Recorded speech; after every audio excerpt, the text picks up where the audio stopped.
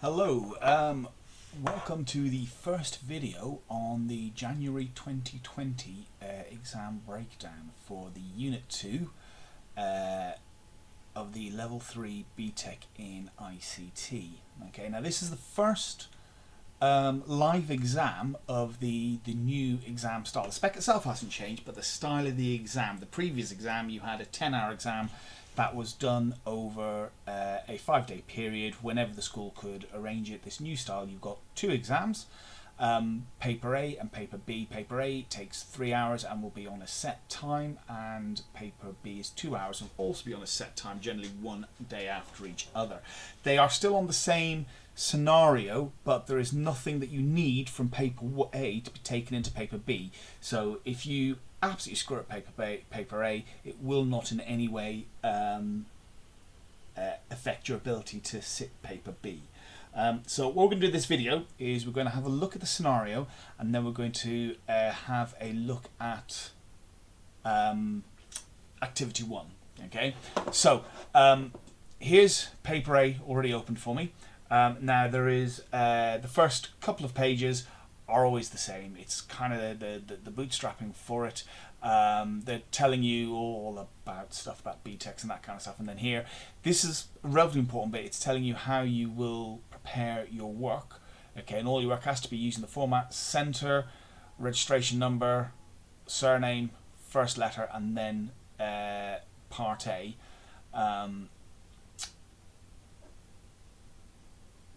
And there is, in this particular task, there's 5 activities, and each one needs its own document. Now, the documents need to be PDFs. In the exam, you'll be provided with Word documents for some of the activities, and you would fill those Word documents in and then save them as PDFs. And the other ones, you just have to create it from scratch, but you would then save them using this this format. And then same for part B, and then we get to the brief. Okay, now this is probably the most important page. It says you're advised to take 10 minutes reading the task scenario. Now that was more the case in the old style. I'll be honest, there's not 10 minutes of information here. We'll quickly go through it anyway. You may make notes and highlight information to use the completion of the documents you need to produce for your task. So, but the task scenario, and these are so much smaller than the ones on the old one. So you've been asked to create a database for this year's Rock Hill Music Festival. The festival will run over 2 days. The database will record information about the customers, the tickets, the ticket sales. Now these bits are important, okay, because they're kind of beginning to send us towards the idea of what the tables are going to be. I'd imagine we're going to have a customers table, I imagine we're going to have a tickets table, and I imagine we're going to have a ticket sales table. There are 3 different types of customer. For example, a customer you guess to the organizer. Okay, so that's potentially a 4th table then, a customer type table. There are 3 different types of tickets. That's why we've got a tickets table: a Friday ticket costing £39, a Saturday ticket costing £49, and a 2-day camping ticket costing £88. So this is all the information we need to know.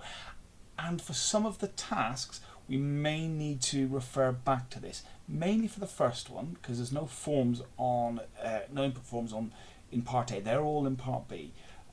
We may need to for the report and the queries, but I think it's more actually creating the tables, and then in activity 2 when we put the validation and things like that onto the tables is where we really do need to be referring back to this. Then this is the other that's a big change. Instead of being giving the data files, instead they give you this table, and this table shows you all the fields that are in it. So this is your flat file table that you'll have to normalize, and it also shows you the data that you'll need. So there's only 1, 2, 3, 4, 5, 6, 7, 8, 9, 10, 11 lines of data, which is very easy for us to handle with. And so we will create this database from scratch. There's no importing of data. You create the database from scratch using these these fields and only these fields, and I'll probably say that on the next page. And then we will input this data. So we're going to come back to that in a minute. We're going to quickly go down and look at activity 1. Okay, activity 1, database relationship, screen print. They say 45 minutes for this. I think that's an very generous amount of time for this, but we'll crack on and get it done. And for this one, there's no document they give you, because all this is going to be is a PDF of your ERD, your entity relationship diagram. So there's nothing for you to fill in, so you just create your own PDF from this. So, study the data extract provided in Figure 1, we just have to look at that. Create an efficient database structure that, basically do your normalization. Minimize data duplication, accepts the data provided, uses recognized naming conventions, TBL in front of all the table names, and ensures data integrity. So that's just basically telling you to normalize it. You should use all and only the fields showed in Figure 1. So that's important, but you don't add any fields. Now, important when it comes to the key fields, okay? Because at times Access will try and put a key field in for you. Don't use your own, use the key fields that are given to you here, okay? And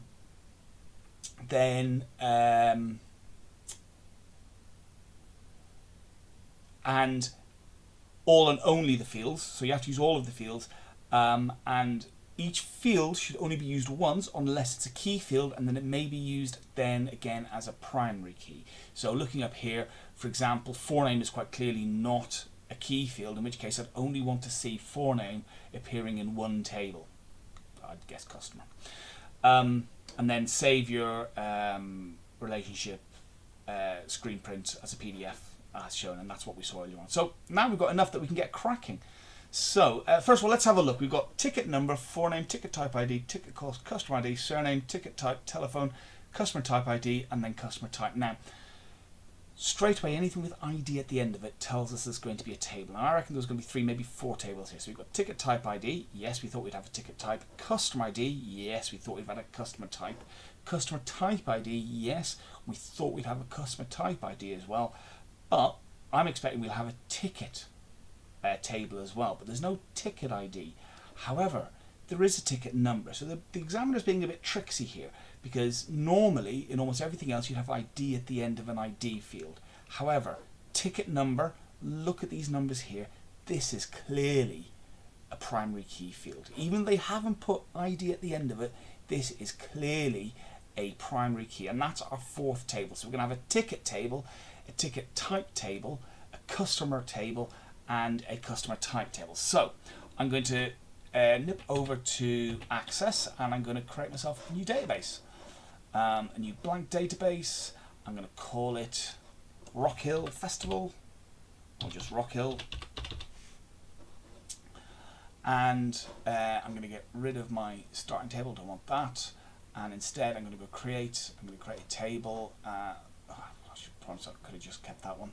Right, click save, and I'm going to call this TBL customer. Okay, and then I'm going to create another table. I'm going to call this TBL customer type. Create another table, TBL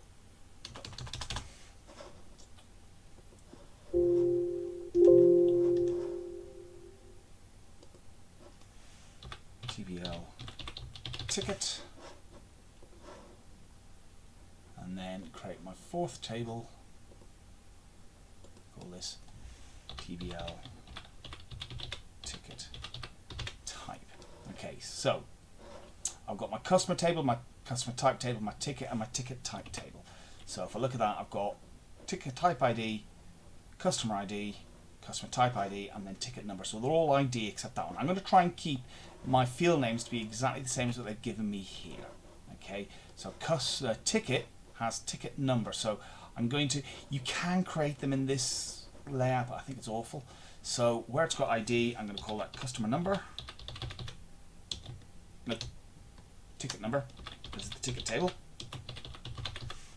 Okay, now auto number is generally speaking what you would set these as. However, because I've got to put the specific data they've given me in here, I'm going to change that from auto number to number. Okay, now normally if I'm creating a database, I would just use auto number and I would let Access deal with it for me. Now the other tables, when we come to use them, they'll have auto numbers, because if we look at the ID, it's a nice incrementing ID. Because the thing is, once we use an auto number, we have no control over what it's going to be, and I want to try and get these to be exactly as they are on this table here, and I can't do that with an auto number. So because these numbers look a bit weird, I'm going to use a number, but here I'll just use auto number. So there's my ticket number, it's a type number. Now what else am I going to have on the ticket table? I don't think any other raw data. Probably have some foreign keys on it, but so I'll leave that one and now go to customer. Customer's a nice easy. Customer's always an easy one. So put that into design view again. I'm going to change that to customer ID. I think we called it customer ID on here, didn't we? Yeah. Although there's a space in there. I'm going to leave that as an auto number. Now, what else am I going to have on here? Forename, telephone, surname. Yeah, they all look like they'll be specific to the customer, obviously. So forename, surname, and telephone. Forename, surname, and telephone. Now, the data type for these is all going to be short text. Okay, now, obviously, telephone, you look at it, it looks like a number, but it's not, it's a collection of digits. We can't set that as a numeric data type, we need to leave it as a text. We'll come back to text fields and things, field size and things like that when we do activity 2. But for the moment, we're just going to put the data in place, the table structure in place, so I say, and our ERD. Okay, so that's customer done. Okay, now what I'm going to do is I'm going to just mark off these as I finish them. Okay, so that one's done. I've got surname and I've got that one. Now, what else do I have? I've got the customer type. So I'm going to call, let's go into design mode, call that customer type ID. And I think I've just got customer type in there, really, haven't I? Customer type.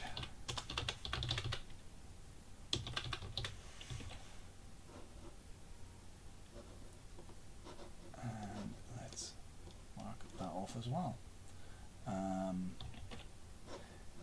Then I've got the ticket type. Let's go into design view. Oh, did I put ticket number in?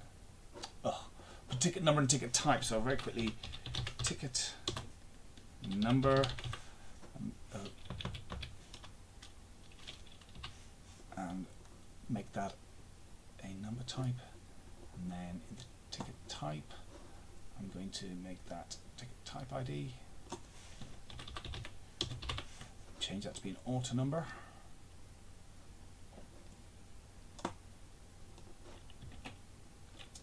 And ticket type and ticket cost, I think we're going to need here. So ticket type and then ticket cost. This is the one I'm going to change because I'm going to make that a currency. Happy days. Right, so that's 1, 2, 3. That just leaves my that's it. All my data is in. It's just the keys, and now I need to think about how these are going to be connected. This is where I start thinking about my my one-to-many relationships. I'm going to kick them all on one-to-many relationships. It's very rare they'll want you to do a one-to-one relationship within one of these. I would imagine everything is going to be on a one-to-many.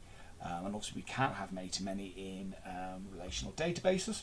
So an easy one is customer type and customer. Okay, so think about it that each customer type can have many customers, but each customer can only have one customer type. And now when you're saying those words, each customer can only have one customer type, that's telling you where the foreign key is. So that means on customer, I'm going to have, yes, I want to save the table. On customer, I want to have a customer type ID.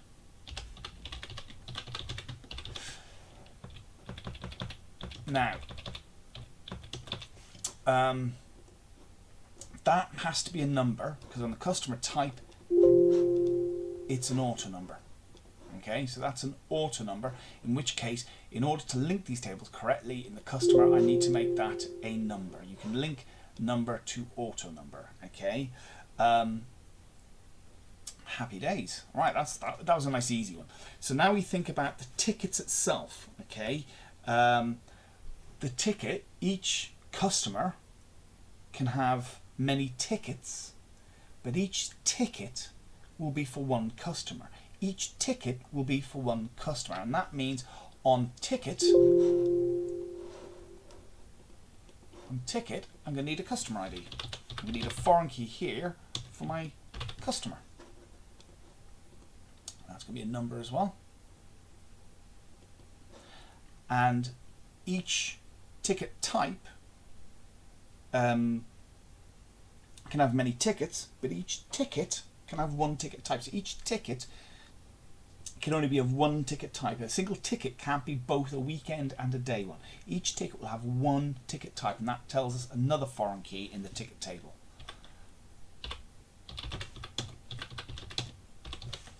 Again, make that of type number. I think that's it. Let me just save all these.